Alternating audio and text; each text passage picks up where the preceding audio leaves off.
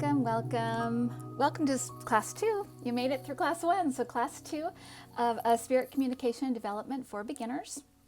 Hopefully the lighting's okay. I did the best I could in a kind of rainy, weird day, but this is where we are. So, okay, so class 2.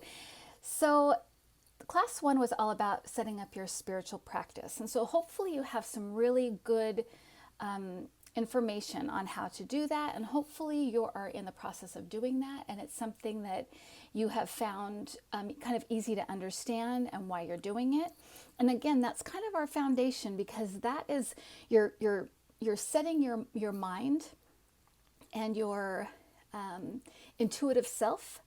You're setting yourself up to receive information. That's what you're doing when you create space and narrow that thinking.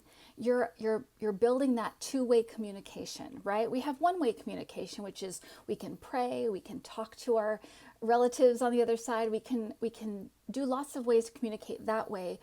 But what we're wanting to do is receive the information coming in this way, and that's how we receive it. So when you're doing that, it's almost like you're plugging in your system to receive information. So it's very exciting. And what I want to tell you is that as you work through this process, please be patient with yourself. Be patient with timing. Be patient with information.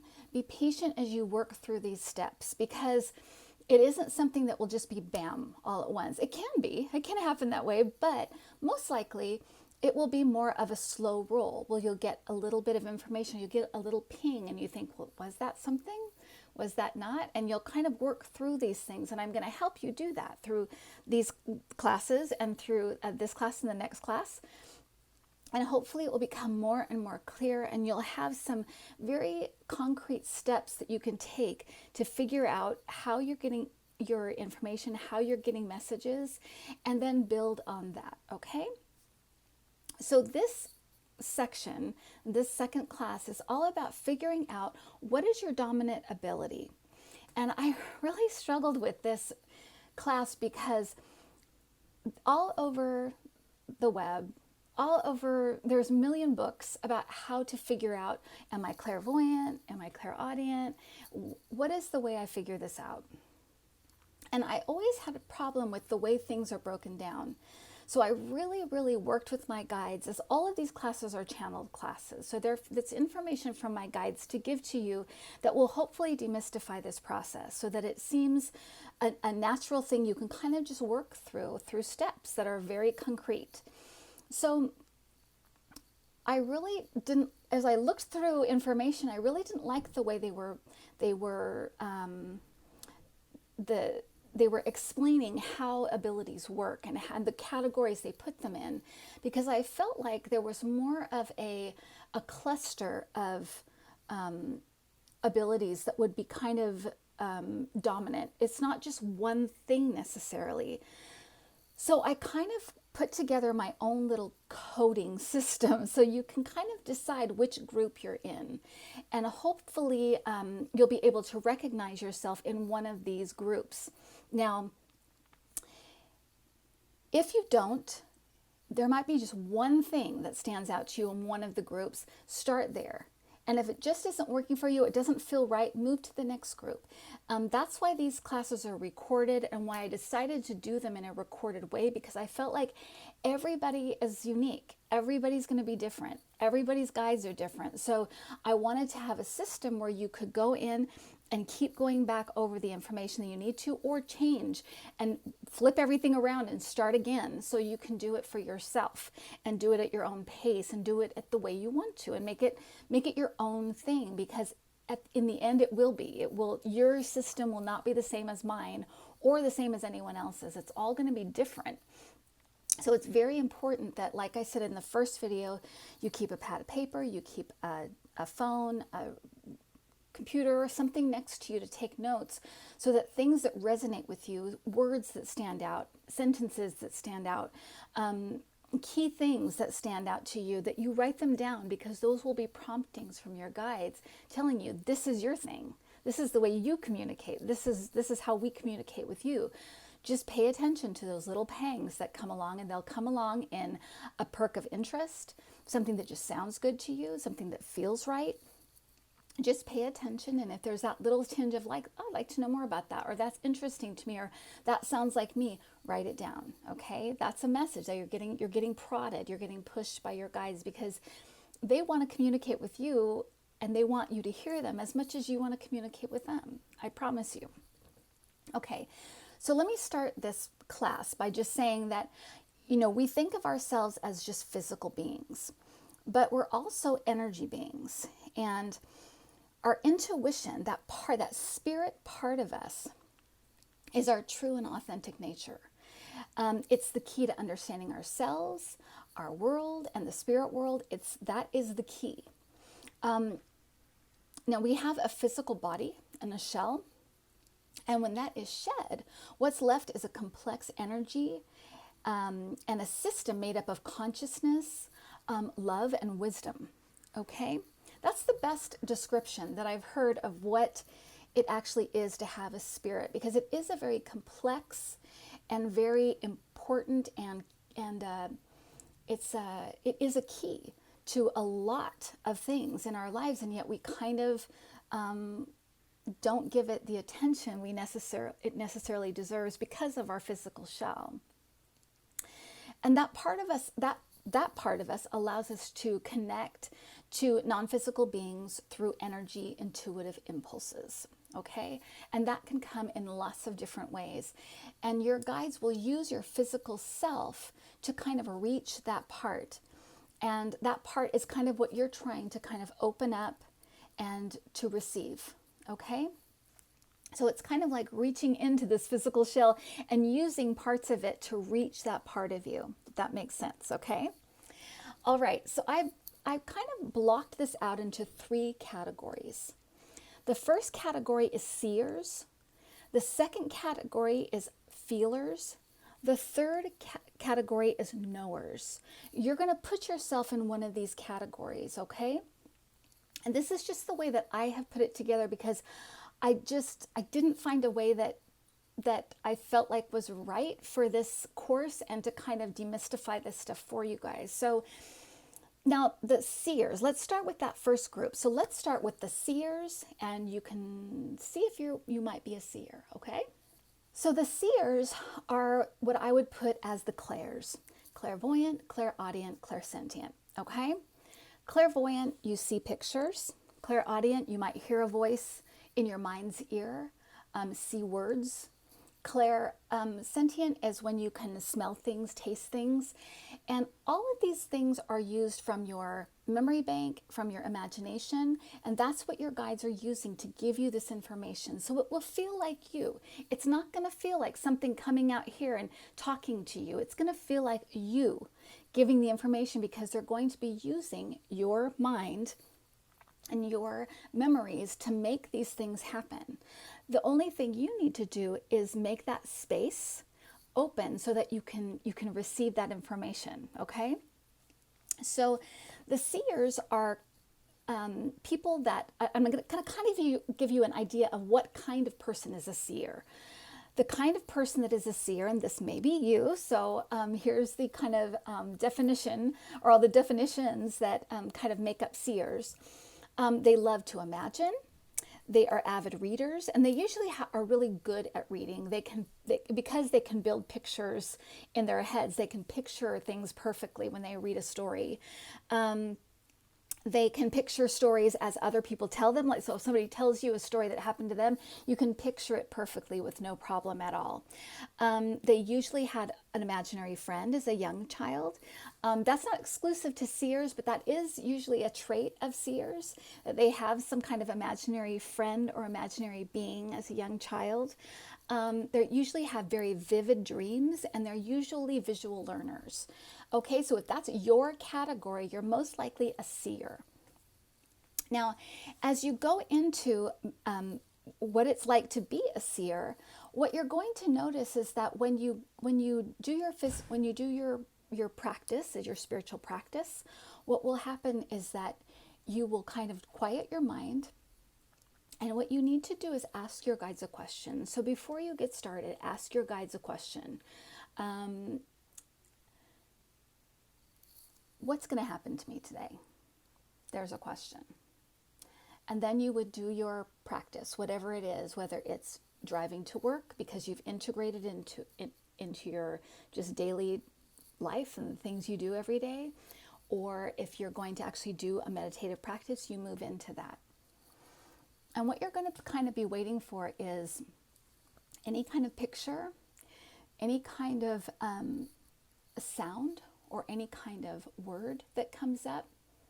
And it will come up as though it is you. And the way that you figure out, well, is that me or is it my guides? To be honest, it doesn't really matter, because it is a very integrated process, and most of the time your guides are speaking to you, you have no idea. You just think it's you. You'll say, oh, that was a weird coincidence, or oh, that was interesting that happened, or that was lucky. That's usually your guides giving you information, but they don't care if they get credit for it. That's just the way it is. Because if we had people talking to us and all these visions and stuff, it would be really hard to go through life and have our physical life here be the primary focus. We'd be off in a different world all the time. So that's part of the reason why it's not obvious to everyone. Some people it is, but for most people it is a very subtle process. So ask a question, go into your practice whenever that is, whether it's driving or wherever, however you've integrated your spiritual practice into your daily life, and then wait for a response. Be open. Try not to have any expectations, but know that you're probably, if you are a seer, you're probably going to see something, hear something in your mind's ear, and that feels like, it almost feels like if you remember a memory of someone talking to you or yelling at you, that's what it feels like. And so that's what it will come in. And usually it comes from the back of your head forward. That's my experience. It can be different. I know some people it comes from one side or the other side, but for me it comes from the back forward for some reason. But it will feel like the memory of a voice is basically, if you think about someone yelling at you or talking to you, that's what it will sound like. It's not actually a sound in your ear, although that can happen. Sometimes I've gotten clairaudience so loud, I think the person I'm sitting with can hear it because it's so loud. But usually it's something that feels more like a memory. Same with your clairvoyance. It will feel like just a picture in your head, like when you imagine something or when you remember something. And then your clairsentient, that will be, again, like a memory. If I told you right now, what does cigarette smoke smell like? And that memory of it is more what you'll experience. It won't be like actual smoke coming into your nose, or a taste coming into your mouth, but it will be that memory of it. That's what comes forward. And so be very open. And then also, when you think you've received something, and even if you kind of think you received something, just write it down or remember it. And then take it apart, because, for instance, if you ask, what's going to happen to me today? And for some reason, you get a picture of your old house from your childhood. You just see it. You don't know why. You write it down. Well, then later on that day or that night, you get a message from an old friend from your neighborhood. You've put together the fact that, okay, so if I see an old house from my childhood, that means it's something from my childhood. And you start to build kind of a vocabulary with your guides. And again, it takes time. It's very subtle, but go with it, okay? Try not to block yourself in any way. And if things come up as you go through this process, stop the process, especially if they're disturbing or old memories or things that may come up, because they will, or old fears. Maybe you grew up in a religious background and this stuff is still kind of a little bit scary to you. If old fears come up, ask your guides to help you with that. Find out where they're coming from. Are they valid? Is it just, your childhood self being a little freaked out? Whatever it is, try to get a handle on it and try to be kind to yourself and talk yourself through it in a way that will be helpful to the process and kind of clear the way. to help you to have these experiences so that you can start to get somewhere in your practice. Now, as you work through this, keep lists of different things that you have seen, different things you have felt, different senses that come across. And as you work through these things, you're, like I said, you're building a vocabulary. And a lot of times, especially with seers, there'll be a lot of symbolism. Because, like I said, a lot of seers have very vivid dreams, and a lot of dreams are symbolic.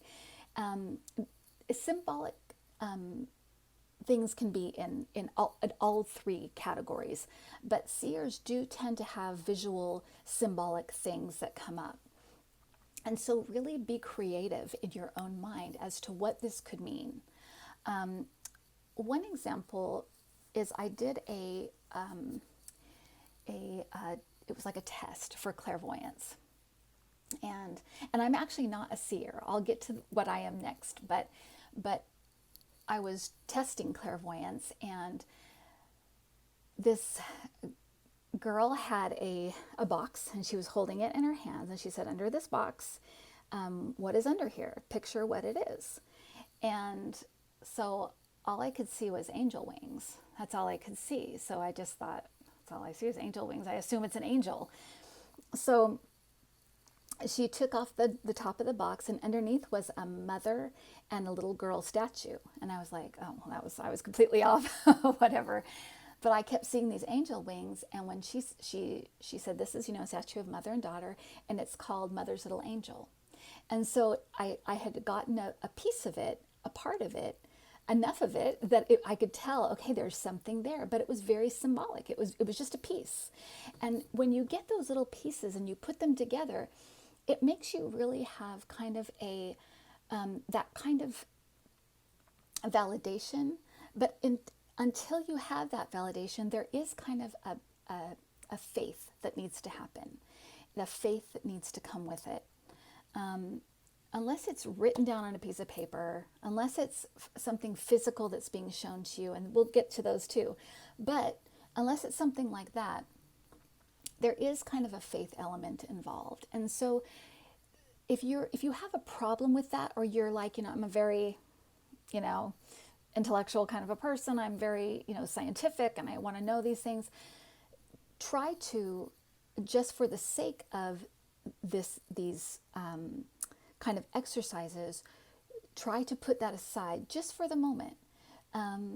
Because what will happen is you'll be opened up in a different way. If you're putting down any kind of barriers, it's going to be very hard for you to receive information. So as you work through these things, try just for the time that you're doing them to remove any kind of, fears, worries, a skeptical, any kind of skeptic part of you, just for the moment. And then you can, once you start like going over the information you got, putting it into play in your daily life, or you're trying to figure it out, then you can bring that part back. You can bring that kind of more skeptic part back and kind of look at it and see what you see. But for the time that you're just receiving the information, try to be as open as possible, because you'll be very, very surprised at how clever and how interesting your guides are and how they work with you. And it's going to be unique to you. So the more open you are, and the more open to receive that you are, the quicker it'll happen. But also, the more you'll see how your guides really do know you. Okay, so let's get into the second one. This is what I am, so we'll see if you are too. All right, so here's number 2. Okay, so our second category is feelers. Feelers are empaths, and they also get physical cues. I would think that if I was going to guess, I would say I was a seer, because I did get a lot of things in my mind. But from an early age, I was definitely a feeler. And that was always my second nature. Feelers tend to be extremely sensitive. They're sensitive as children. They're very empathetic from a very, very young age. They usually have a very, very close relationship with animals. They tend to be even be very attached to even non-physical things like dolls and Barbies and stuffed animals. That may be you. And I'm reading from a list because I had to write them all down. And they also can pick up on vibes walking into a room, for lack of a better word, but the energy of a room or the energy of a place. Especially as a little kid, this may have happened to you where you didn't like certain rooms, you didn't like certain places, but you think back and you think, I don't know why I didn't like that, but I remember being terrified of going there or whatever. It's because you could pick up on the energy. So, and also another thing about feelers is that they tend to put human traits to inanimate objects. So for example, they might name and get attached to a car, or like a family car, or name and get attached to a certain chair, or certain stuff like that. So and they usually do have like they'll use the same pen all the time. They're very attached to certain things, not because they're materialistic, but because a lot of feelers can sense the aliveness, as Eckhart Tolle would say, in even inanimate objects. Because if you had the most powerful, powerful microscope and you were looking at an inanimate object, you could see the movement of the vibration of the atoms and molecules, whatever. I'm not scientific, but whatever is there, that part of it quivering and moving, and feelers can feel that. And so they do tend to put a lot of human traits onto inanimate objects, especially as children. As you get older, you don't do that as much. But that's what they do. And so they also have physical things. A lot of them will get chills. You might get dizzy when there's a change in energy in the room.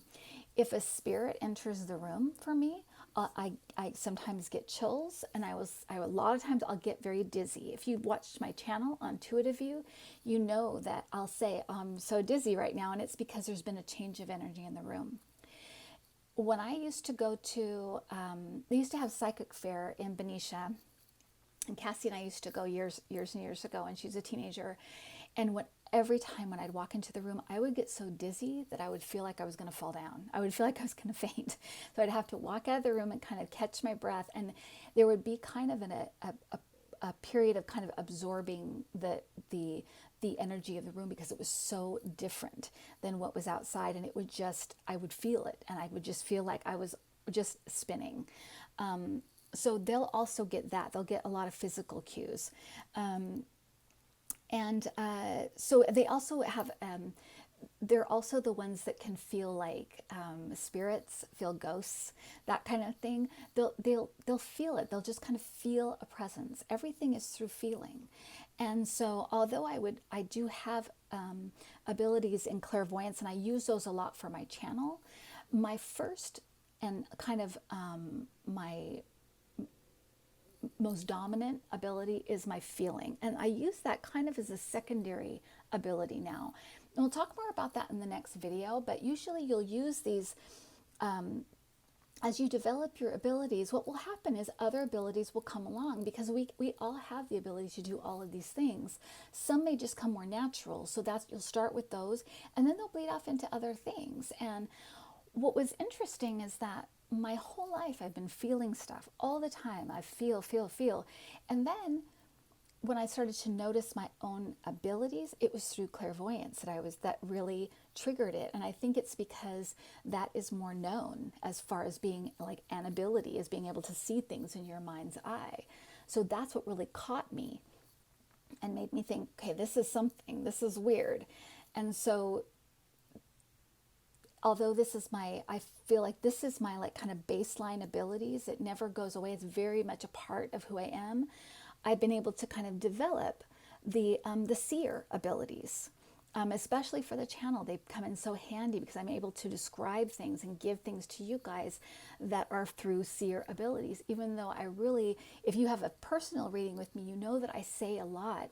I feel this, I feel that, and that, goes on throughout the reading. So, so that's what a feeler is. And when you start to develop or key into these kinds of abilities as a feeler, what you will do is the same process of asking a question to your guides. What kind of day am I going to have today? And then you would do the same process of getting into your spiritual practice, whatever that is, opening yourself up, and then you would wait, just like you'd wait for a vision or something to hear, something to smell or taste. If you're a seer, you would wait for something to feel. Sometimes you'll just get a feeling of everything's okay. It's going to be a good day. Everything's fine. You may get a feeling of maybe some dread. Maybe something happens in the news today that's kind of disturbing. You might get a feeling, maybe you'll get chills. And so you'll think, what does that mean? Well, you get chills and then you go outside and it's freezing cold outside. So you know that, oh, okay, chills means like it's like literally chilly. It's literally cold. You're putting together that vocabulary with your guides. And again, be open. These things are very subtle. So any little twinge, any little thing you think you might feel, just write it down. You may get a feeling that you've had before. Maybe it will feel like, oh, I feel like that feeling like right before you yell surprise at a surprise party, that kind of anticipation kind of feeling. So maybe something kind of exciting is going to happen today. Write it down. And if you're not really sure what you're feeling, describe the feeling. It feels like, I feel like I'm a little bit anxious, but I feel a little bit excited as well. Whatever that feeling is. And it also may come in a physical feeling. So make sure that you pay attention to your physical self, because that can also give you an idea of what you're going to be experiencing. Maybe all of a sudden you kind of feel a little bit dizzy, or you have a headache. And then later on in the day, your husband complains that he's got a headache. That kind of thing. You can actually feel what may be happening. But this is it's a discovery not only of how your guides communicate with you, but it is a discovery about yourself, what you perceive, how you perceive, and how you kind of clue into that, and then also how you kind of interpret it. And interpretation is always where our brain needs to come in and figure it out. So that's where the kind of the mistakes can happen. But if you've written it down, that part of it, that feeling part in the moment, that's the true part. That's the real part. So if you've interpreted it wrong, go back and look and say, well, I had that pain in my head and nothing really happened with a headache, but I did bump my head on my car door the next morning. Go back and look and see, could I have misinterpreted that, or could it have been interpreted a different way? This is what I want to kind of get across to you, is that this is a process. This isn't some magical thing that you have one experience and then it just blows out. It's not like the movies or just like, then you're just clairvoyant, or then you're just this. It really is a process of figuring out and breaking down how you're getting messages, because I promise you, your guides will be trying to reach you. As soon as you reach out, they'll be trying to reach you, and they will reach you somehow. So, and the other thing I want to tell you is that it may not be in one session. It may not be in your first session. So ask your question, do your practice. If you feel like you didn't get any answer, you didn't get a clear answer, do it again the next day. Ask the question again, or a different question, and do your practice again. Eventually you will start to notice these little pings, these little, as some of our psychic friends say, are little hits. You'll start to get them, and then you'll start to they'll stick with you. There'll be kind of a nagging. There'll be something about it that's just different. It feels different. You're not quite sure where it came from. Write it down, okay? Even if you think, oh, maybe that was just me, write it down, okay? All right, let's go into our third category, which is a pretty interesting one, and it may be you. So let's see. So our third category is the knowers. Now the knowers are a little bit different as far as, and I needed a category for these people because they definitely exist in this arena, but they're usually a little bit different. The knowers, I feel like, may never be interested in this stuff at all in their life. They may be the atheists. They they are usually very attracted to science, numbers, data. They're very interested in the physical world in a lot of ways, and that comes into play for them in just a second. But a lot of them too are very kind of more based in the physical and in science. They can be interested in astronomy and astrology, things like that. They also are good at guessing. They're good at guessing things. They're great at like yes and no kind of answers. And they are attracted to things that involve luck, like gambling and stuff like that. They can be, not all the time, and not all of these things are for every single person. But they're usually confident decision makers. They're good in business. They usually go with their gut. They talk about their gut a lot and their instincts a lot. They have that inner sense, that inner kind of knowing confidence. They just know. And that usually once they make a decision, they don't second guess it. They just go with it. And these are the knowers. And a lot of times when you're a knower, it can be a double-edged sword because you actually are very in tune with your intuition, but you may ascribe it to something else. And so a lot of these people they may not even get into this kind of stuff because, well, and they don't need to really. They're in touch with they're in touch with it. It doesn't, like I said, your guides don't need, they don't need your, they don't need credit. They just want you to have a good life and do the things that you set out to do while you're here. So that's their job, is to kind of help you navigate this life in a joyful and contented way, because we're here to experience so many kinds of things, bad things, good things, and they want to help us navigate that. Plus, help us just meet the goals and do the things we wanted to do while we're here. That's what they try to do, is help us to move through life doing that. So the knowers are kind of tricky. Because a lot of times they may not have that kind of spirit, that spirit kind of connection. Everything's very physical.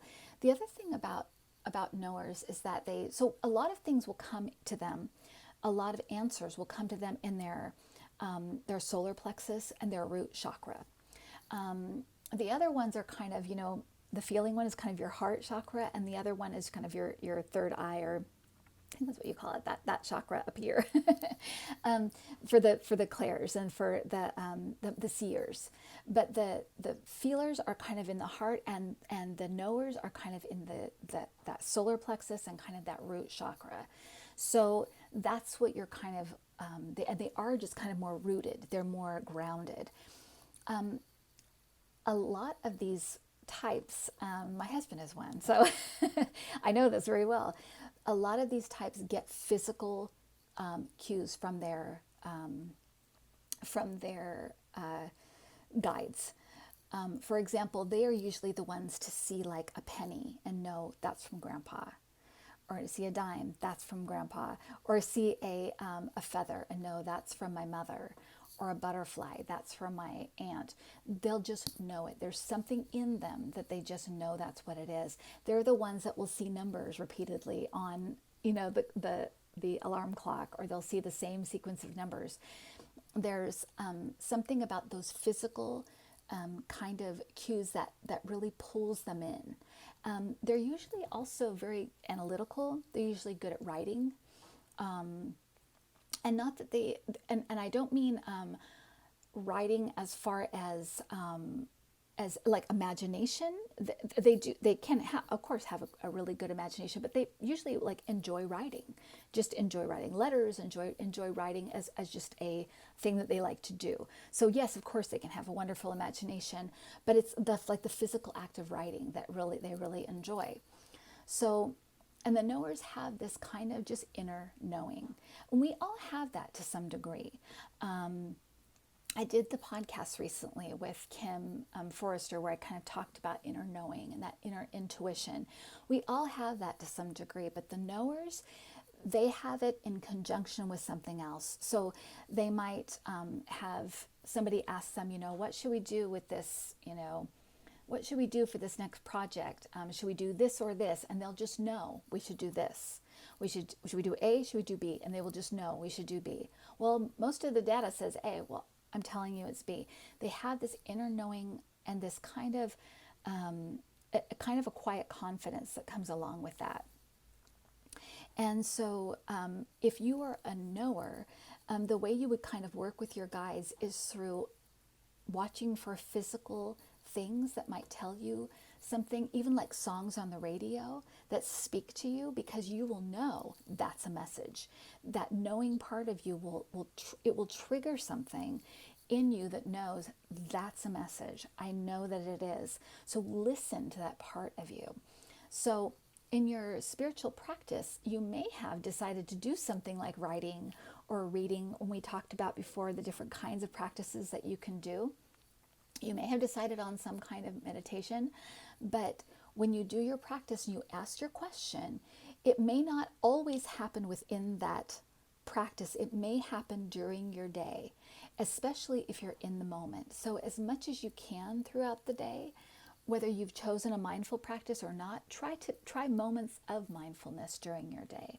Try to kind of be alert to things around you.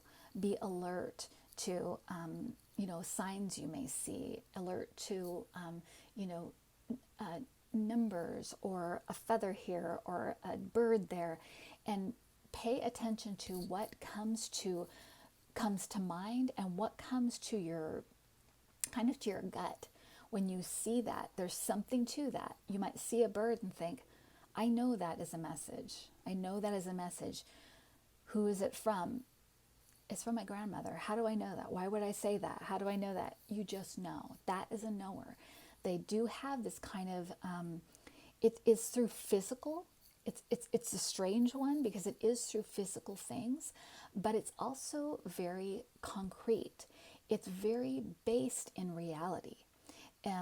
So you see it in a lot of people that aren't interested in this stuff. You see it in a lot of people who are doctors and scientists and people who are interested in medicine and things that are very physically based. But usually what happens is they are using these more spiritual abilities. They just don't know it. They're kind of using it in conjunction with what they're doing in this physical world, and that's fine. That's fine because our life here and what we do here is primary. So whatever you're doing, that's what you're doing. So that's most important. So what you're doing in this life is most important, and how you're navigating it is it is very, very individual, just like all of these things I'm explaining. I hope that the way these are broken down is kind of gives you a little bit of an idea of where you may fit. Now, if you're still like, I'm not really sure, I could be a seer, but I might be a knower because I kind of have a little bit of both. What you're going to want to do is try both. See what feels more comfortable. And also the things that I listed, try to kind of, decide, well, I do like astronomy and astrology, and I do like a lot of numbers. I do really well in math, and I do like to write, but I really feel like my imagination is like the thing I'm most connected to when I think of myself. I always think of myself as very imaginative. Go with the seers first then. Try that first. And then if you just feel like you're not getting anywhere at all, go to the knowers. Try that one and see how you are with that. It really is, it's going to be so individual. But what you're trying to do is just establish where you begin. Because I'm telling you, as you get to do these things and you get to know your abilities, they're going to expand out. And you're going to, even the knowers are going to start getting some clairvoyance and some clairaudience and things like that. And the feelers are going to start getting, a little bit of that knowing sense. And to be honest, I felt furthest away from the knowers, that's a more, that has been throughout my life in little bits and pieces. And actually, when I left my church, that was one of the things that kind of was there, was that knowing sense. But that to me feels like the last thing to come from me. And I don't know why. I think it's just kind of very, even though I'm a feeler for sure, that's my first kind of ability and where I'm kind of grounded in.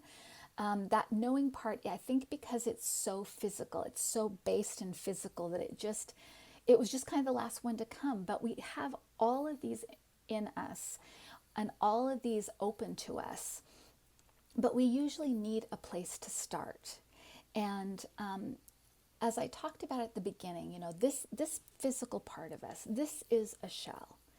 This is something that gets old, it falls away, and the main part of us is this kind of energy that we are underneath. It's a complex energy and a system that is made up of consciousness, love, and wisdom.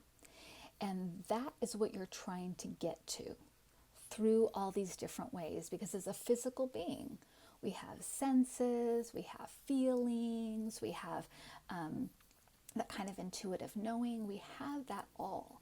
So your guides are going to be reaching through those to get to this one place that we all have. I always like to think of it as kind of like a candle flame. We all can be different kind. I think I talked about in the last video, we all can have different kinds of we can look like different candles, some tall, some small, some melty, some not, some, old and young, but that flame, that spirit part of us is in each of us. And that is what your guides are trying so hard to reach. It's just, how are they doing it?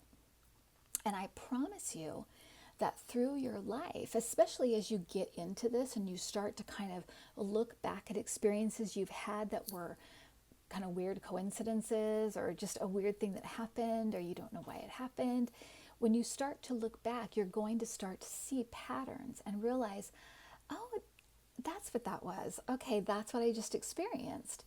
And it's going to be it is kind of like an awakening, because you're going to be awake to the thoughts and feelings and images and sounds and tastes and smells and all of these things that give you clues as to what your guides would like you to know or how they would like to speak to you. As you get into more, I would say at first to start with kind of broad questions. What's my day going to be like today? Which direction should I go after I'm done with this job? Kind of broader questions, because what will happen is you may get little teeny answers, but you can also begin to interpret, because your guides are so good at giving you something small to give you a big answer. And so we're going to talk a little bit more about that kind of thing, interpretation, in the next video. But for now, as you kind of move into testing these things out, start with broad questions. You can start with yes and no question, especially if you think you may be a knower. Start with yes and no, things like that, because those may be very, very easy for you to kind of just hook into. But if you're in the other ones, you may want to start with kind of a broader question and then try to interpret the symbolism, or try to interpret the feeling, or what your guides may be telling you through a sense, something you see, something you hear. But start with kind of a broader question, and then if that's not working, go to a smaller question and work through it that way. But the main thing is to be open. And even if you think you may have felt something, heard something, saw something, write it down, okay? And then go forward testing it out. The best way to figure out, am I getting messages? Are these the messages? Is to test them out. And the way you do that is to kind of write them down and wait to see if they bear out. For some reason, when I kept seeing a red coat, a red coat, a red coat. And all of a sudden you think, okay, well, maybe I'll go to the park today. I haven't gone in a long time. For some reason, I just want to go to the park. You're sitting at the park, a woman walks by with this red coat. So you kind of put it together. Okay, so they showed me something that was going to happen today, and it was something that happened in the park. And so you start to put together exactly how your guides communicate with you. It will be different for everybody, and your job is to figure out, how is it happening for me?